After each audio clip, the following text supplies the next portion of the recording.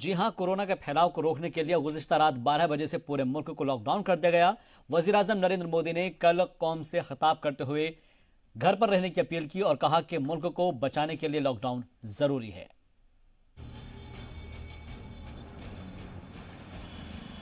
हिंदुस्तान की तारीख में ये पहला मौका है जब पूरा मुल्क 21 दिन के लिए लॉकडाउन है।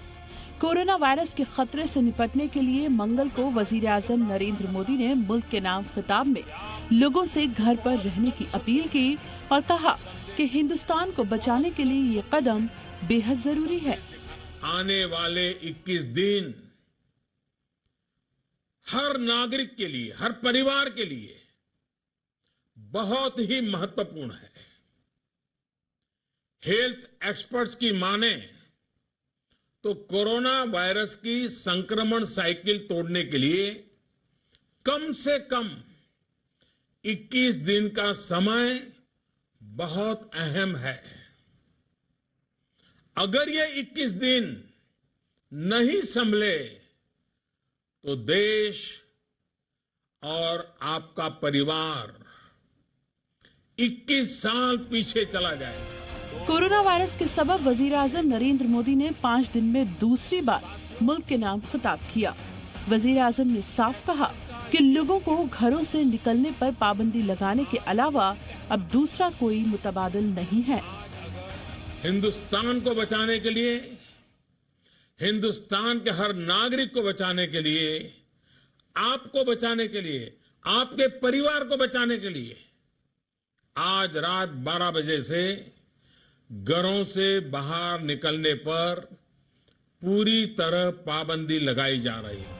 खतरनाक वायरस के खिलाफ सबसे अहम हथियार सोशल डिस्टेंसिंग को सख्त तरीके से नाफिज करने के लिए सरकार ने कदम उठाया है।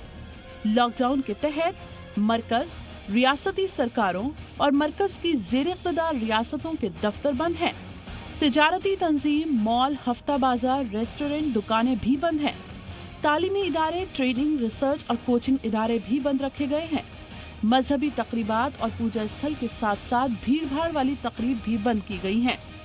आखिरी रस्मात में 20 से ज्यादा लोगों के शामिल होने की इजाजत नहीं है। सभी तरह के पब्लिक ट्रांसपोर्ट के साथ बस और ट्रेन भी बंद हैं। अरविंद केजरीवाल दिल्ली के सीएम क्या कुछ कह रहे हैं, आपको सुनाते हैं। में लगे हुए हैं, वेयर हाउसेज में लगे हुए हैं और दुकानों में लगे हुए हैं। उन सब लोगों के लिए हम पासेस देंगे। तो जिन लोग जिन के पास आईडी हैं वो आईडी इस्तेमाल करें, जिनके पास आईडी नहीं है उनको हम ई पास देने की व्यवस्था शुरू कर रहे हैं। मैं आपको एक नंबर दे रहा हूं, नंबर है 1031। 1031 पे आप फोन करके, आपको बता दिया जाएगा, फोन करके बताएंगे कि आप क्या सर्विस देते हैं और आपको बता दिया जाएगा कि आपको ई पास कैसे मिलेगा। हम कोशिश करेंगे, मुझे पता है कि जैसे मैंने अभी ये नंबर अनाउंस किया इस पर बहुत सारे कॉल आने लगेंगे। हम कोशिश करेंगे जल्द से जल्द आपको ई पास मुहैया कराने की, ताकि आप अपना काम सुचारू रूप से कर सकें।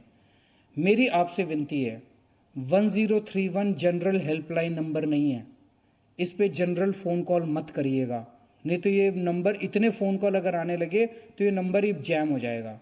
केवल वो एसेंशियल सर्विस वाले लोग जो एसेंशियल सर्विस दूध देने का काम करता है, सब्जी देने का काम करता है, किराने की दुकान का काम करता है, रोज़मर्रा की ज़रूरतों का, दवाइयों का, मास्क का, इन सब चीज़ों का जो काम करते हैं, केवल वही लोग अपना पास लेने के लिए इसके ऊपर फ़ोन करें 1031 के ऊपर। बाकी लोग अभी फ़ोन ना करें, मेरी आप सब लोगों से विनती है, ताकि सबको जल्दी से जल्दी हम। दूसरा एक बहुत ज़रूरी है कि जो लोग, ये तो था एसेंशियल सर्विस प्रोवाइड करने वालों के लिए, जो आम जनता है जिसे सामान खरीदना है, दूध खरीदना है, सब्जी खरीदनी है, किराने का सामान खरीदना है, उन लोगों को पास की ज़रूरत नहीं है। वो अपने आसपास अपनी कॉलोनी के अंदर जो भी किराने की दुकान है, अपने घर से उतर के किराने की दुकान तक जाने के लिए आपको किसी पास की ज़रूरत नहीं है, वो आपको अलाउ किया जाएगा। तो अगर आपको कोई भी छोटी मोटी चीज़ खरीदनी है, आप पैदल अगर अपने घर से बाहर निकल के अपनी आसपास की दुकान पे जाके सब्जी खरीदते हैं, दूध खरीदते हैं, किराने की दुकान पे जाते हैं, दवाई खरीदते हैं, आपको कोई मना नहीं करेगा, आप पैदल अपने वहाँ पे जाके ये कर सकते हैं। एक कल मैंने पढ़ा था जगह जगह सुनने में आया था कि कुछ डॉक्टर्स को और नर्सेज को कुछ इलाके के अंदर उनके मकान मालिक उनको घर से निकालने की धमकी दे रहे हैं। उनका मकान मालिकों का कहना है कि ये डॉक्टर्स और नर्सेज 24 घंटे कोरोना के मरीजों के बीच रहते हैं, तो इसलिए इनको कोरोना हो गया होगा, और अगर ये यहाँ रहेंगे तो मकान मालिक को भी कोरोना हो जाएगा, इसलिए उनको निकाल रहे हैं। ये बिल्कुल बर्दाश्त नहीं किया जाएगा, ये गलत है। उन मकान मालिकों को मैं कहना चाहता हूँ कि अगर कल को खुदा ना करे, भगवान ना करे, आपके घर में किसी को, आपके बच्चे को कोरोना हो गया, तो ये डॉक्टर और नर्स ही काम आएंगे और कोई नहीं काम आएगा। तो इसीलिए ये ऐसा मत कीजिए। ये डॉक्टर और नर्स हमारे लिए भगवान का काम कर रहे हैं, हमारी ज़िंदगी बचा रहे हैं। आप सभी मकान मालिकों से निवेदन है कि हमें इनको सलाम करना चाहिए, इनका शुक्रिया अदा करना चाहिए, सारे देश को शुक्रिया अदा करना चाहिए।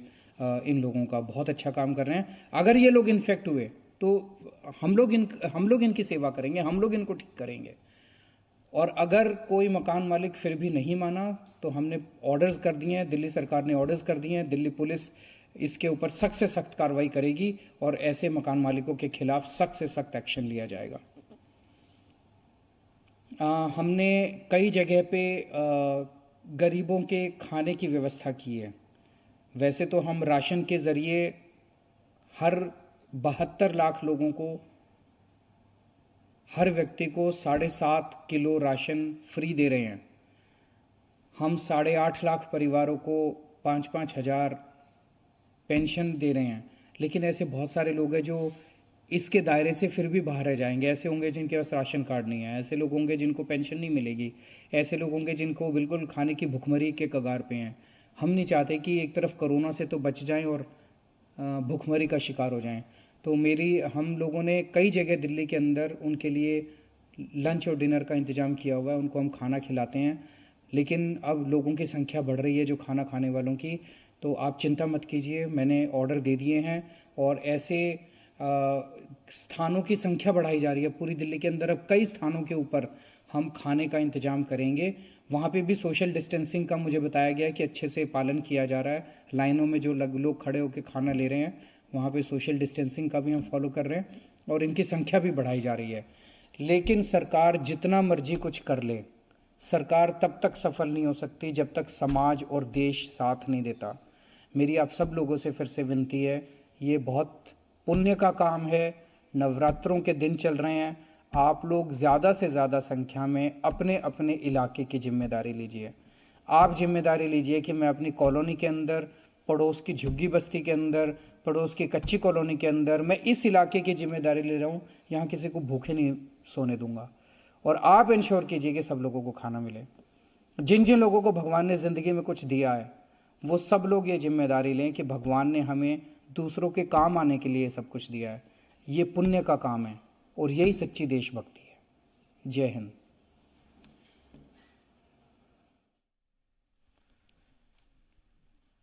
तो दिल्ली के वज़ीर आला को आप सुन रहे थे।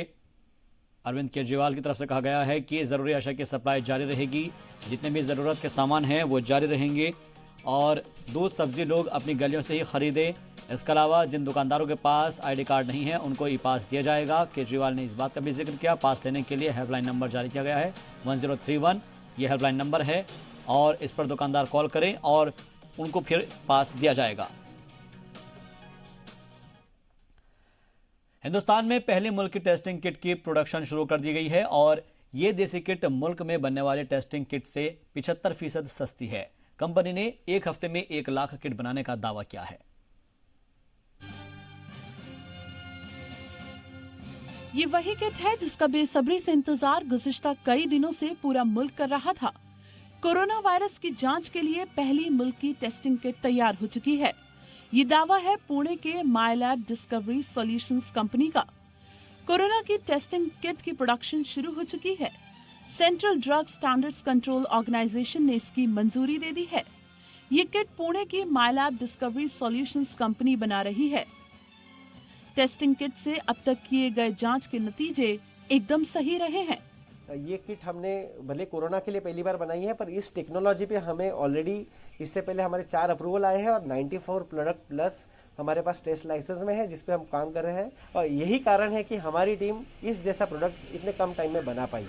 कोरोना वायरस की जांच के लिए बनाई गई इस किट को रिकॉर्ड से कम वक्त में तैयार किया गया है। गैर मुल्क में बनने वाली टेस्टिंग किट से मुल्की किट 75% सस्ती है। एक टेस्टिंग किट से 100 लोगों की जांच होने का दावा किया गया है। कंपनी का 1 हफ्ते में 1 लाख किट बनाने का दावा है। पैथोलॉजी के शोबे से मुताल्लिक माहिरीन भी मानते हैं कि कोरोना वायरस के मुल्की किट मार्केट में आने से हमें अमेरिका और दूसरे यूरोपीय ममालिक पर मुनहसर नहीं होना होगा। हमारी जो रिलायंस है फॉरेन किट्स के ऊपर, और स्पेशली आज की वर्ल्ड में इनकी अब जो नीड है, इनकी जो डिमांड है इतनी बढ़ गई है कि हमने ये सुना था कि अमेरिका में अब किट्स बहुत ही कम मिल रही हैं। तो ये सारी की सारी चीजों को आपको सोचने की जरूरत नहीं पड़ेगी। कोरोना वायरस से निपटने की मुल्की किट पर सरकार की भी निगाहें मरकूज हैं। वजीर सेहत डॉक्टर हर्षवर्धन ने कहा कि टेस्टिंग किट की साइंटिफिक तरीके से जांच की जा रही है। टेस्टिंग किट्स वगैरह बहुत सारी चीजें बन रही हैं सारे देश में, दुनिया में। वो सब वैज्ञानिक दृष्टि से स्क्रूटनी के विषय है। उनको हमारा ICMR अपने वैज्ञानिकों की मदद से कर रहा है।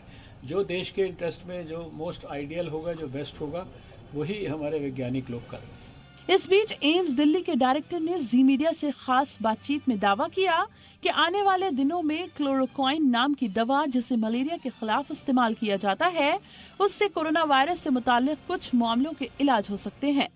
जो मलेरिया की दवाई दी जा रही है अभी भी वो एक एक्सपेरिमेंटल स्टेज है। हम उन लोगों को दे रहे हैं जो हाई रिस्क में हैं और जिनमें अगर वायरस इन्फेक्शन है तो हो सकता है कि इस दवाई से उसकी रेप्लिकेशन कम हो जाए, वायरल लोड कम हो जाए और उनको सीरियस इन्फेक्शन ना हो और वो बच जाए।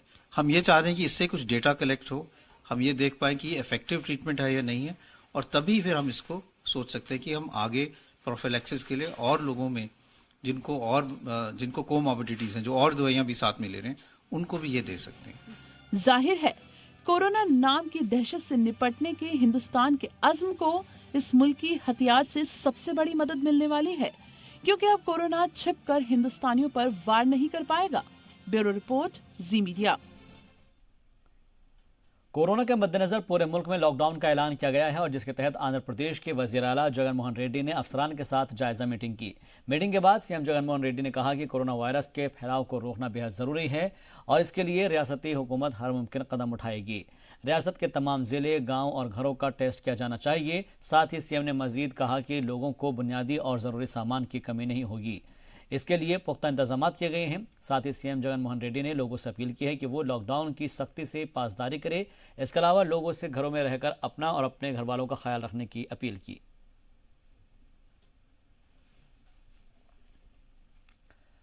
क्यों घर में रहना जरूरी है, क्यों बार बार वजीर आजम नरेंद्र मोदी से लेकर सभी के सभी लोग कह रहे हैं कि कोरोना से बचना है तो घर पर रहना जरूरी है। 5 दिन में वजीर आजम नरेंद्र मोदी ने दूसरी मर्तबा मुल्क को खिताब करते हुए बताया कि कैसे कोरोना फैलता है। हो सकता है कि आपको कोरोना हो जाए, लेकिन जरूरी नहीं कि अलामत शुरू में ही पता चल जाए। 120 घंटों के अंदर वजीर आजम नरेंद्र मोदी जब दूसरी बार मुल्क को खिताब करने आए तो हर किसी को पता था कि बात एक बार फिर कोरोना और लॉकडाउन को लेकर होगी। वजीर आजम नरेंद्र मोदी ने मुल्क के नाम अपने खिताब में कई बातों का जिक्र किया, लेकिन इसमें एक अहम बात कोरोना के अटैक की थी, यानी कैसे कोरोना फैलता है।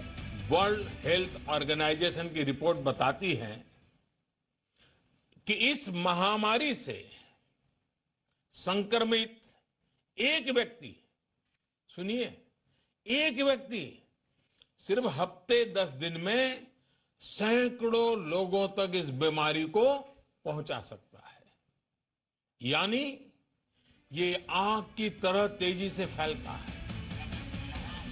वजीर आजम नरेंद्र मोदी ने खिताब में कहा कि किसी को कोरोना इन्फेक्शन हो, लेकिन उसकी अलामत काफी दिनों में आते हैं। वो कितनों को कोरोना फैला देगा उसे खुद भी पता नहीं चलेगा। पहले 1 लाख लोग संक्रमित होने में 67 दिन लगे और फिर इसे 2 लाख लोगों तक पहुंचने में सिर्फ 11 दिन लगे।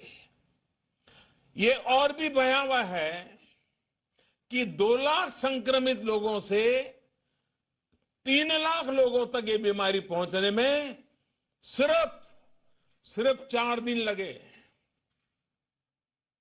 आप अंदाजा लगा सकते हैं कि कोरोना वायरस कितनी तेजी से फैलता है, और जब ये फैलना शुरू करता है तो इसे रोकना बहुत मुश्किल होता है।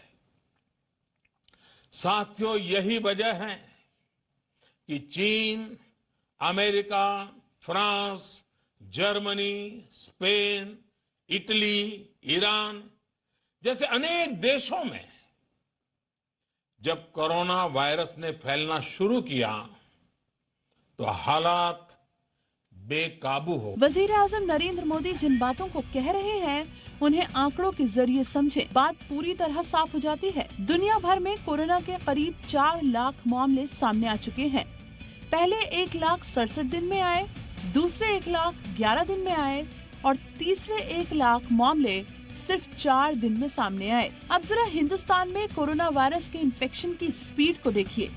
यहाँ आंकड़े साफ कर देते हैं कि वजीर आजम नरेंद्र मोदी किस जानिब इशारा कर रहे हैं। हिंदुस्तान में अब तक 500 से ज्यादा मामले सामने आ चुके हैं। पहले 50 मामले 40 दिन में आए, फिर 100 तक पहुँचने में 4 दिन लगे, 150 तक पहुँचने में अगले 4 दिन और लगे, 200 मामले सामने आने में 2 दिन लगे और इसके बाद से रोज तकरीबन 100 नए मामले सामने आ रहे हैं। माहिरीन भी कोई कोरोना वायरस से बचने के लिए लॉकडाउन और सोशल डिस्टेंसिंग की बात जरूर कर रहे हैं। हम उस स्टेज से जा रहे हैं जहां पे हम अगले फेज में जा सकते हैं। अगर हम उस फेज में जाएंगे और अगर हम चेन ऑफ स्प्रेड को रोकना है तो ये कर्फ्यू जैसी सिचुएशन बहुत जरूरी है, क्योंकि ये ह्यूमन टू ह्यूमन स्प्रेड है। इसलिए अगर हम एक दूसरे से मिलना या सोशल डिस्टेंसिंग कर पाए तो हम ये chain of spread from one human to the other को तोड़ पाएंगे और इससे केसेस भी नहीं बढ़ेंगे, इन्फेक्शन वहीं पे रुक जाएगा और हम एक आउटब्रेक अपने देश में रोक पाएंगे ताकि चेन को ब्रेक किया जा सके। कुल मिलाकर मुल्क की मुख्तलिफ रियासतों से आते आंकड़े तो यही बयां कर रहे हैं कि हमें लॉकडाउन को लेकर पूरी संजीदगी दिखानी होगी और कोरोना के खिलाफ अपनी लड़ाई को सोशल डिस्टेंसिंग और होम आइसोलेशन जैसे हथियारों के साथ लड़ते रहना होगा। ब्यूरो रिपोर्ट, जी मीडिया। 21 दिनों के लॉकडाउन का ऐलान होते ही लोगों में जरूरत का सामान खरीदने की होड़ मच गई। कल रात 8 बजे के बाद बड़ी तादाद में लोग घरों से निकले और खरीदारी की। हालांकि लॉकडाउन के दौरान राशन की दुकानें बाकायदगी के साथ खुली रहेंगी और इसके बावजूद लोग परेशान होकर खरीदारी करने निकल पड़े।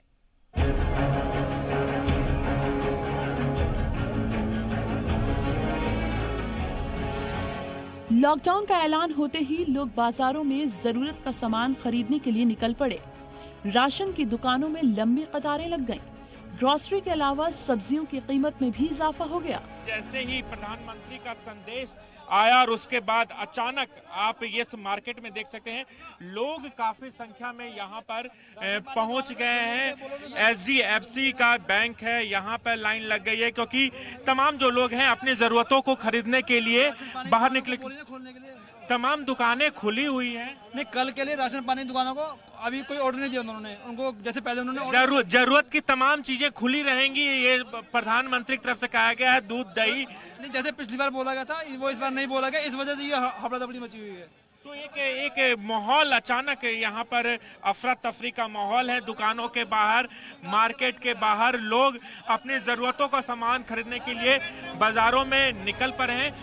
हड़बड़ी में खरीदारी की इत्तला मिलने पर पुलिस बाजार पहुंच गई।